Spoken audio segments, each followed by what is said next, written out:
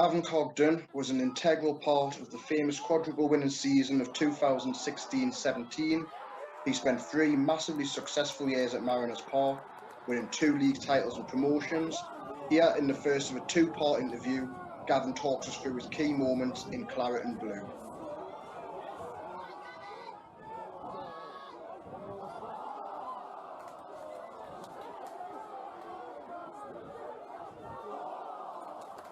Thanks very much for speaking with us, Gavin. Yeah, no, over the moon, and it's been obviously a big part of like me end point in like my football bit, but so many like really good. Looking through the video, like the amount of experience I had and the enjoyment I had was like massive. So I'd love nothing more to speak about it, to be honest, because it's great for me to recap. Yeah, brilliant. Well, I'm sure you've been making thousands of Mariners fans happy anyway, giving them something to watch during the COVID crisis. So, you know, again, thanks very much. The first clip is the concert goal. So, I don't know, I can't remember what my first goal was. We had like that little pre-season tournament thing in Gretna, or wherever we were and stuff. So I always remember that. But then we just obviously had that patchy start when I first signed. So it was one of them where we were winning games and stuff, but you still felt we could have lost some games and things. Yeah. And then we just went on from strength to strength, really. So the Morpeth thing was obviously the big turning point, I think, in the season, shall we say. I think we really like drove on from that point. And that first season will never be ever repeated, shall we say. So I think that game, I still remember every bit of that game. I think it meant everything. There was so much press about it at the time and stuff. It's probably one of my favourite ever games for like that feeling of what football brings to you. Yeah. I suppose you're never going to get such a high and well, such a low and then such a high all in, like you say, a space like 4 days. Yeah. I just I couldn't wait to get out in that second chance, because it was a second chance. And I'd missed the first game. I'd came on and I think I'd had about 8 minutes, and I mean, that's my defence, is that I still felt that something could have happened. I know they got that goal. Henderson. He shoots. And the lights went off, but that's the reason it got replayed, and obviously we won the game, and I felt I played like a big part of it. And I didn't sleep properly. I just felt like I was going to start, and then they pulled us, and I just, like you see, everything went perfect for us in that first half, and then we just finished it off. And then I think everybody like was booking tickets for Wembley hotels and everything on that night. And it was weird just walking off the pitch and people going like, I've got me hotel booked, and you were just like, that was the size of the club, really. And it went on from there, which was great.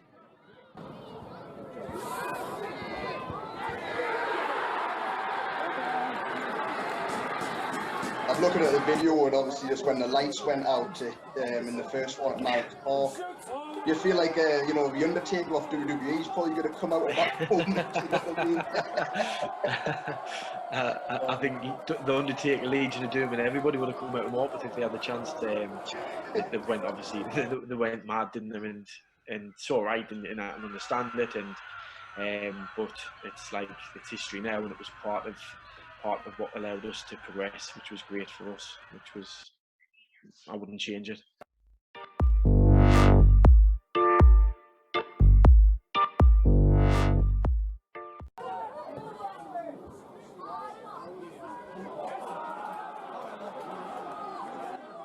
Goal scorer. It's the second leg, isn't it? Yeah.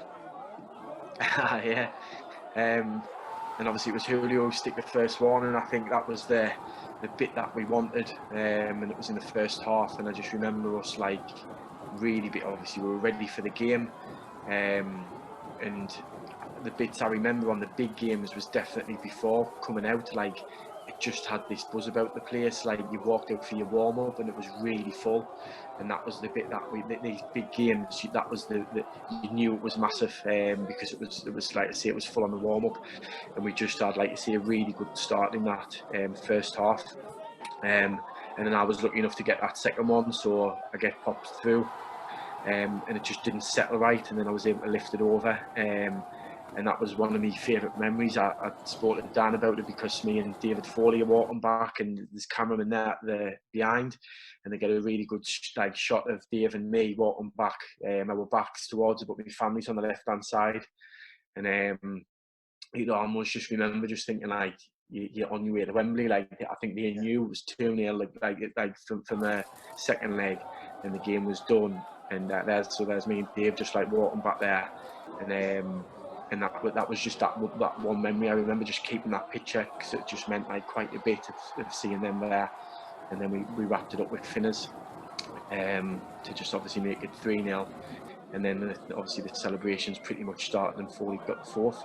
So just a massive memory, like you say, to do with at home. I think it was better. It was just so much more exciting, like you say, coming back and just beating them at home to finish it off. Yeah, definitely. Yeah. Always wanted to ask you, where does the handstand celebration come from? Is that just showing the strength, or?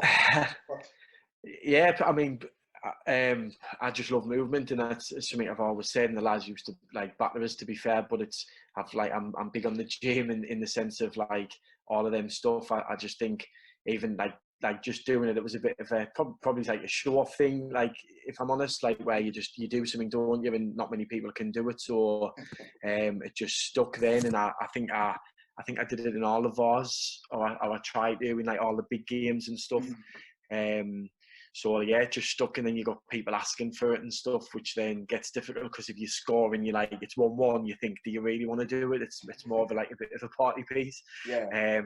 So yeah, I just love that, and there was a few kids trying to do it and all that, so it was great. I've kept it as long as I could. And obviously we've got the celebrations there. After Coleshill, we know we're on the way to Wembley, as you mentioned. The good picture of you and Foley walking back, and yes, we've done it pretty much. And seeing like a lot of celebrations there with like the young kids, and then obviously we'll come to the dressing room here with the celebrations inside. It looks to me like a team back then of just fantastic sort of camaraderie and great teamwork and an aura around the team almost. Yeah, I mean the Graham and Lee and the coaching staff, they were massive on that. And that's what we definitely had in abundance, and you don't win the games that we won and the amount that we won without having that, because you've got to have like lads who are playing probably the bulk of the games, but then someone gets injured, someone steps in, or someone's not doing so well, and you've got like somebody, if not better than you, there ready to take your place at that point in time, so you were always looking over your shoulder. And you just look at like you see the names in there and the quality of standard within that, and that was the thing that we had in abundance. But I think like with that can bring problems, but we didn't have it. We had, like you say, a really, really good bunch. Like Julio, if you think of him, he could probably do what he wants anywhere, and he didn't. He stuck with the lads, and he like tried to help you. He would speak to you, but other than like, if anything, he wasn't like I probably can say it, Billy Big Balls. He was definitely not one of them. There's other clubs who's got that, and he wasn't, for the type of player and the level he played at. You would never have thought from his personality he was spot on. He, like you say, he was one of the lads. So we had that was a big thing I think that we had, which was big for Graham and Lee to ask for, really. When you've seen the goal that he scored there in that Coleshill game, you could just see the passion, like how much it meant to him. And this is an ex-Premier League player, being around the North East, well, pretty much his whole career, isn't it, since he came to Sunderland at around 21.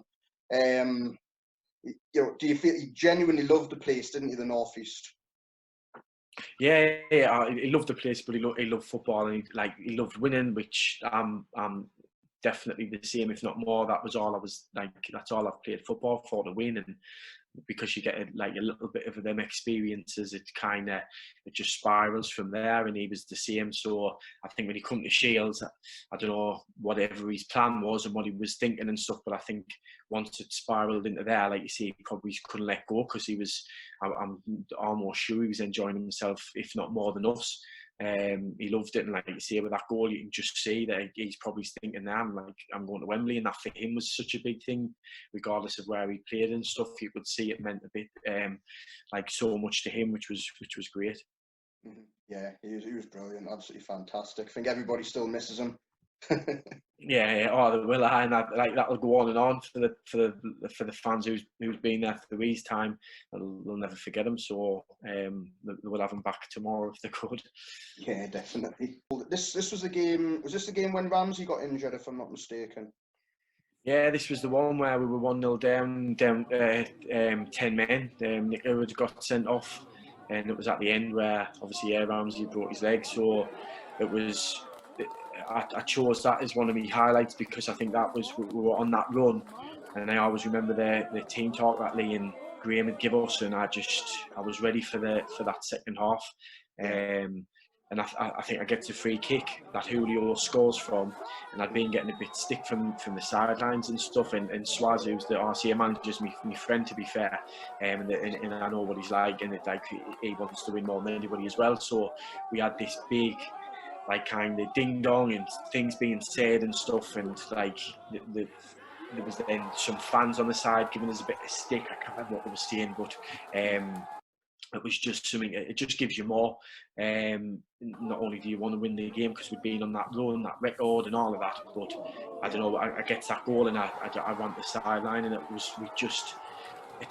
I haven't been in many of them positions where you're down to 10 men, and like you say, it's a league game on a Tuesday night, and the conditions aren't great. It's Sun and RCA, you know what you're going to get. And I think the reason I've chose that is because as a group we could stick in, we could tackle, we could hurt the team or play as much as they wanted to hurt us. We could give it back, which is a big part of football. It isn't just about like playing and which we prided ourselves on. I think we prided ourselves that we could, like, at half time we said, like, let's give something back and like win the game. And there's kind of not a better feeling when you win a game like that as well. Like you can win the league and you can win like the cup games and all of that, but like the Tuesday night and that type of conditions, you hear the noise, the amount of people who's travelled across to see you, and it could easily, like you say, be sitting in bed with a cup of tea or whatever, and they've came, and the feeling afterwards, you kind of sleep on a Tuesday night when you win a game. We've won some big games on a Tuesday night, and that was definitely one of them that sticks out in my head.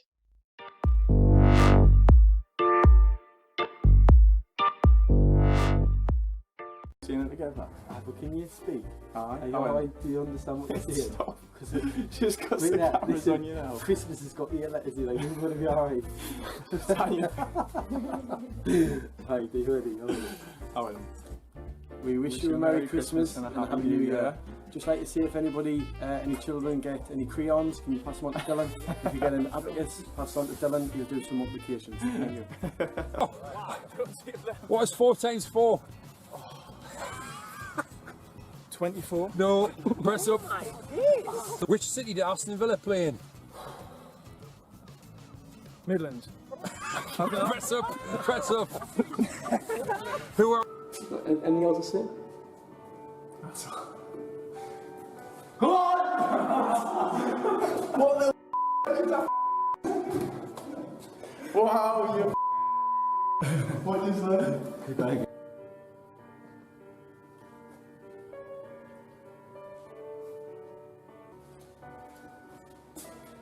Massive thank you to all the fans for the support that you've given all season. Is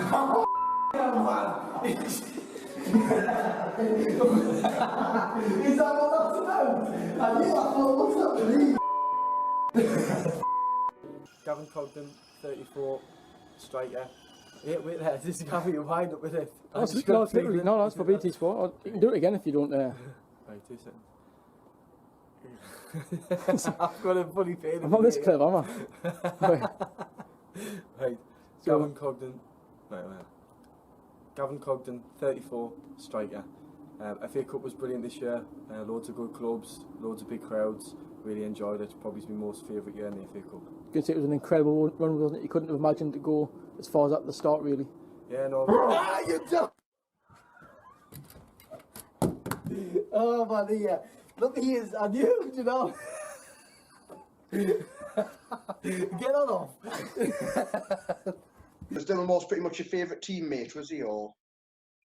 Yeah, so I mean, me and Dyllon travel together. He lives just like literally, I could walk to his in like 5 minutes, and we travel together. And I kind of, I don't know, he's like a young lad, but he's like my daughter loves him. Do you know what I mean? She's like Dyllon, and I think he had that aura about him. To be fair, and obviously such a great player as well. And he was a massive part of our success.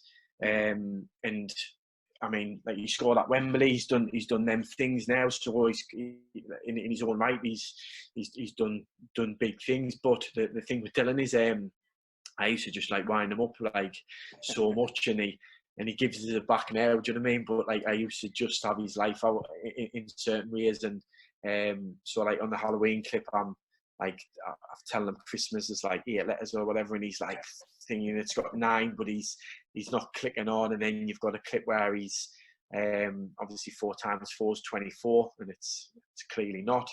So he doesn't realise that Midlands is not a city, and like that's like just him. And there's so many more. He put me and Brown, he couldn't believe it, but he opened his laptop up and he had a post-it note with his password on.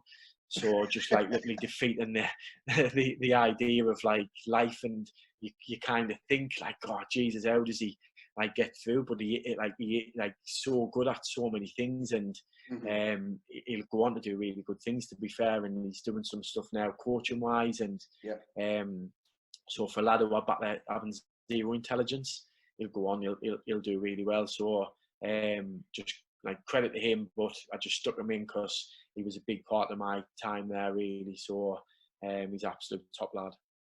Yeah, he's great. It's just it seems like he can never do any wrong. Like you never really see him have a bad game. It's very rare anyway. And he just, would you say he's really come even more into his own now that he's became like a full-time professional?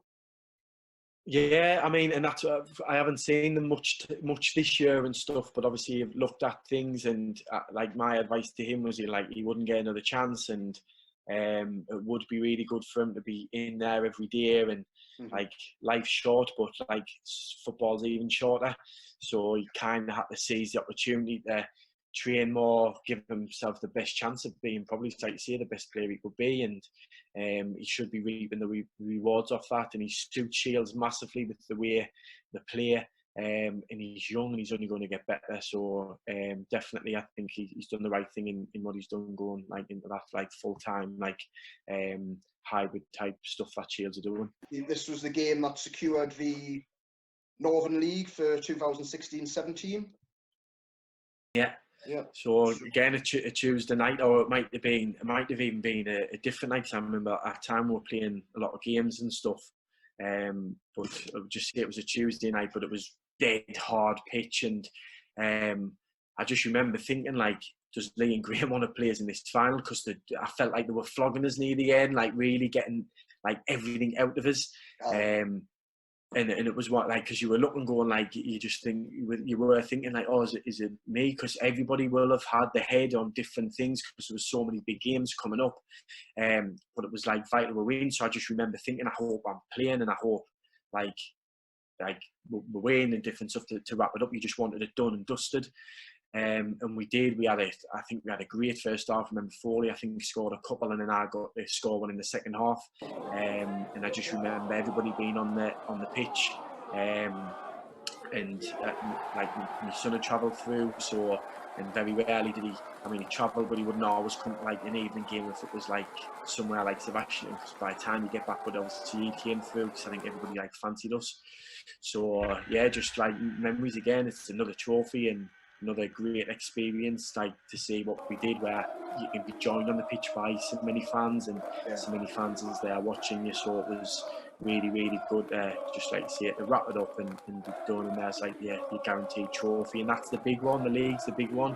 You've played all year and you want to be the best team over that period of time. The cup's great to win, but the league shows you the best, and that was what we did. So that was the best one to win, really. Yeah, definitely the bread and butter, and obviously promotion. I think most people would. I mean, the Vals is something different, isn't it? But I think still people would like the promotion still. So good to get out of the way before everything else that came, all the fun afterwards. Yeah, definitely. Yeah. Yeah. So, speaking of fun, the next clip's the North Shields Cup final. So it's the League Cup final at Whitley Bay. Everybody knows what happens there. Everybody still sings about it. 5-0 to South Shields. And a hat-trick from yourself as well. Yeah, I loved that day. And that was another one. We didn't know what they were going to do with the team and stuff. I don't know if Wembley was the week after. So I remember it took ages for them to announce the team and stuff, and we were like kind of all thinking. But again, a game you just massively want to play in. So we were able to. I don't know if I think I did. I might have scored the first three.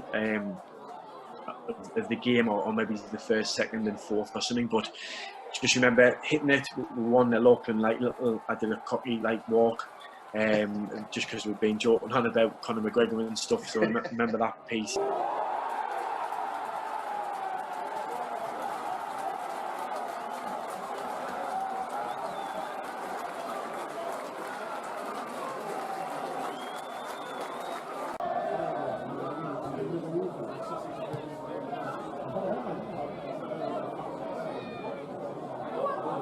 Got another goal, and then the second half when Finn's got the penalty and I stepped up for the hat-trick and stuck it away, and then I think the people who were there remember the guy jumps on the pitch, and I think it was one of their players' dads, and like never for me, I love all of that. I think like that's what football brings, and I know people have seen, like you see in the comments when it all happened, the disgrace and different stuff, but nothing happened, and he jumped on the pitch, and I think that's what football gives you at this level. Even it just shows you like it means something to people, and that rivalry obviously was there. And I think I only played them away.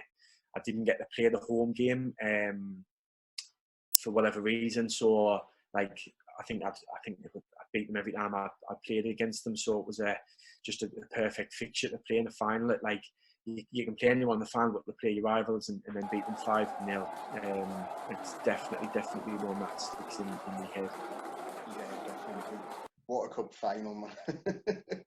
It was brilliant, and that was the bit that you felt untouchable. And I think we did like going into the next game, you just really felt like we were on that massive momentum. No one expected us to win 5-0. It was a very tough game, or on paper it was, but we blew them away.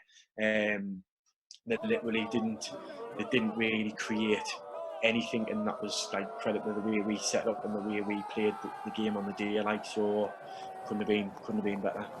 Yeah, definitely. I'm seeing a bit of a theme here as well, watching through the video with the Prosecco. It's like, you don't like the Prosecco, every now and then. Every now and then. Yeah, I'd say it's turning away from it, and it's sometimes it can go down too right. It's a horrid drink sometimes, it really is. Well, that's another thing that sticks out with Shields. Used to come out and everyone was in the bar. I think, like you say, it's a big part of the social life for the Shields lads, and the wives come down and like you see it, finish a game and they'd be still there having a few beers, and we tried to stay around a lot after the games and things when we could. And that was one of the things when we did win something, we'd always say like, oh, we'll stay back. And again, some of the memories of winning and then being able to stay around people and have a beer and like enjoy it a bit more. That was the thing that we created, which is still there now, which is great. Yeah, it is great. I don't think you get any of the, what's the word I'm looking for? I guess it's the access to the players, you know. I think that's probably one of the things that people love about non-league so much as opposed to Premier League, why you see some people coming from Sunderland and Newcastle and watching Shields instead. Yeah, it's massive. And Julio obviously was the big draw, and I remember him like getting pulled and different stuff. Never whinged once and got on with it, because I think everyone understands it's more community as well than everything and all the other, like the type of football. So it's enjoyable for the players as much as it is for the fans. Yeah, it is fantastic. I'm glad that you get as much out of it as we do as fans. You know, it's brilliant. It really is.